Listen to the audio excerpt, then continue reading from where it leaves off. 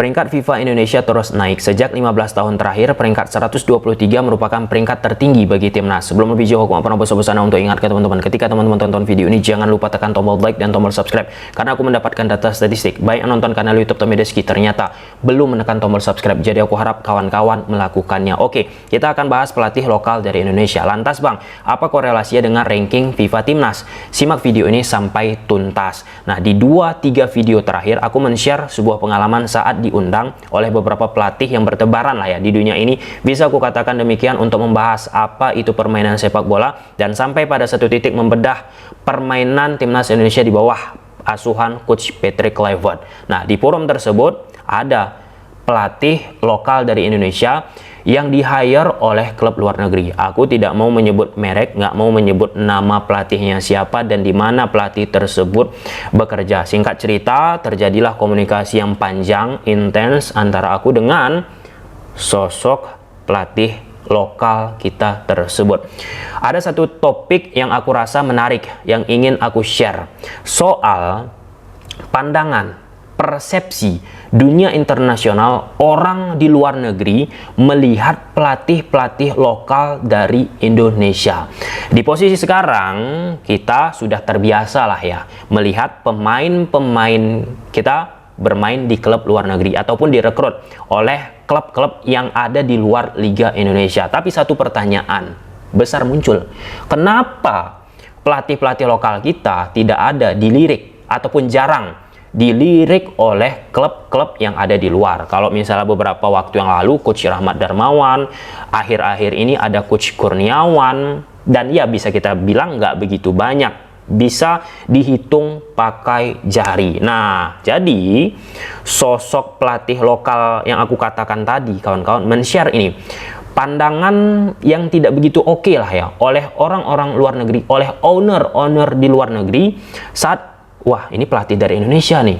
Nah, ingin merekrut pelatih-pelatih lokal kita. Nah, apa landasan kenapa mereka memikirkan demikian? Sampailah beberapa poin yang sudah aku catat. Yang pertama, ranking FIFA dari Indonesia, kawan-kawan, rendah. Nah, ini suka tidak suka menjadi sebuah parameter pandangan kuantitatif bagi owner ataupun manajemen ketika ingin merekrut pelatih. Ini nggak mutlak ya kawan-kawan, nggak semuanya. Nah, tapi ini menjadi salah satu parameter owner melihat, wah ini pelatih dari negara ini kita rekrut, oke nih. Wah ini kok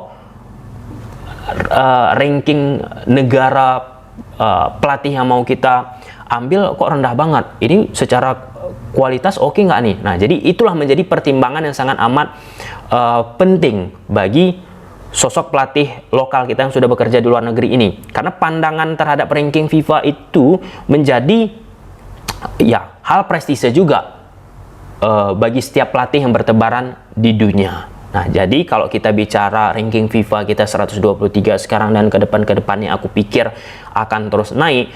Ini akan menciptakan yang namanya positioning yang baik terhadap sepak bola Indonesia, terhadap perubahan pola pikir dari orang-orang luar ketika mau merekrut pelatih kita. Kemudian yang kedua, minimnya pemain kita yang berada di liga top. Nah, ya sekarang ini sudah banyak main di Liga Belanda, Liga Italia, dan bertebaran lah ya. Itu kan salah satu hal yang luar biasa. Imbasnya lihat pemberitaan terhadap sepak bola kita, timnas kita, exposure sangat amat luar biasa. Kebayang nggak itu? Jika kita sudah melakukannya secara sustainability dari masa ke masa 10, 20, 30, 40 tahun, maka trust yang diberikan oleh dunia internasional terhadap sepak bola kita akan sangat bagus. Nah, kemudian yang ketiga, kurangnya exposure internasional. Nah, sekarang ini memang tadi sudah kita katakan exposure-nya besar kawan-kawan, tetapi sekali lagi jika exposure tersebut long term sudah kita dapat secara jangka panjang, nah multiplier efeknya itu pasti akan sangat sensasional. Nah, itu bisa kita lihat dengan negara-negara elit sekarang ini, seperti Spanyol, kemudian Jerman, Inggris. Mereka kan sudah membangun itu akar-akar yang kita katakan tadi.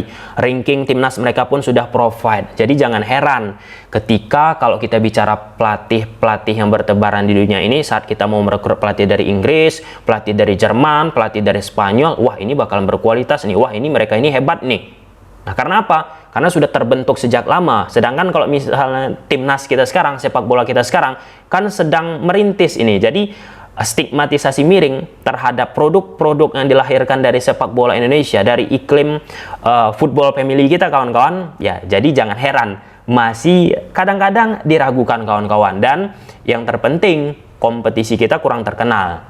Nah, ya, suka tidak suka, timnas itu, sepak bola kita itu, kawan-kawan, representasi kan dari dari kompetisi kita. Dan ya itu juga menjadi nilai value yang penting bagi dunia internasional untuk melihat.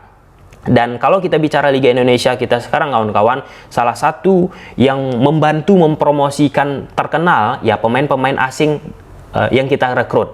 Nah, contoh misalnya kayak Taisei Marukawa direkrut oleh Persebaya Surabaya saat itu dari Liga Malta. Nah, Taisei Marukawa bersinar di Persebaya Surabaya, memantik pemain-pemain yang ada di Liga Malta untuk bergabung ke Liga Indonesia dan membuat Liga Indonesia ini terkenal di Liga Malta. Nah, jadi untuk posisi terkenalnya Liga kita ini masih dari sisi omong ke omong, bukan secara pure kualitas. Nah, kalau kita bicara kualitas Liga Indonesia itu, tolak ukur yang parameter apa? Salah satunya, kawan-kawan, ketika bermain di level lebih tinggi, misalnya di AFC. Nah, seberapa jauh klub-klub kita bersaing, mampu berprestasi. Kalau misalnya bisa juara,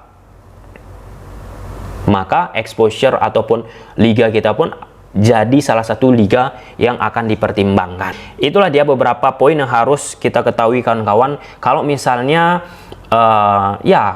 pandangan terhadap sepak bola kita tuh selagi belum bisa kita ciptakan secara sustainability, masih hanya 2-3 tahun, maka ya trust itu nggak secara mantap untuk akan bisa kita dapatkan. Nah, ini hal yang sama juga terjadi seperti negara Thailand, Vietnam. Thailand dan Vietnam kan sempat ya udah tembus itu di ranking 90-an FIFA kalau aku nggak salah. Ya pokoknya di 100-an lah dari FIFA. Dan ya dengan imbas yang mereka ciptakan juga, trust terhadap pelatih-pelatih mereka juga kan nggak begitu hebat juga, nggak begitu dahsyat. Bisa kita lihat di Liga Indonesia, pelatih yang berasal dari Liga Thailand nggak begitu banyak juga dipercayai, ya pun termasuk dari Vietnam, kawan-kawan. Nah itu tadi, kalau misalnya kita ingin memajukan pelatih-pelatih lokal kita banyak abroad, ya parameter-parameter tadi harus bisa kita lengkapi, bisa kita penuhi, sehingga kepercayaan tadi pun akan semakin lebih besar. Nah, sedangkan kalau kita bicara dari negara Asia yang sudah memang benar-benar mengaplikasikan, udah memperbaiki parameter yang kita katakan tadi, beberapa poin yang kita katakan tadi, seperti misalnya Jepang sama Korsel, lihat pelatih-pelatih mereka bertebaran di dunia. Di Indonesia ada, di Vietnam ada, di Malaysia ada. Kenapa dunia internasional owner federasi percaya? Karena sudah terbentuk secara long term, jangka panjang, sustainability. Trust itu muncul, jadi stigma miring terhadap produk yang mereka hasilkan pun ya tidak begitu banyak lagi. Dalam konteks tersebut tentu itu yang harus dikejar oleh sepak bola Indonesia, kawan-kawan. Aku pikir itulah ya beberapa hasil diskusi aku yang terjadi antara pelatih lokal kita, kawan-kawan. Dan ya selagi belum bisa kita perbaiki elemen-elemen tersebut, maka akan masih butuh waktu kita untuk memperbaiki pola pikir ataupun mindset yang dimiliki oleh dunia internasional. Nah, yang terakhir, kalau kita bicara peringkat FIFA, maka timnas Indonesia saat mengikuti turnamen A, turnamen B harus panjang nih perjalanannya. Selain untuk meningkatkan peringkat FIFA, juga akan bisa menjadi bahan pembicaraan. Seperti di momen sekarang, timnas Indonesia masuk round 3 dan bisa survive ini. Lihat, dibicarakan di sana sini. Itu pun harus sustainability. Nggak bisa hanya di periode ini, harus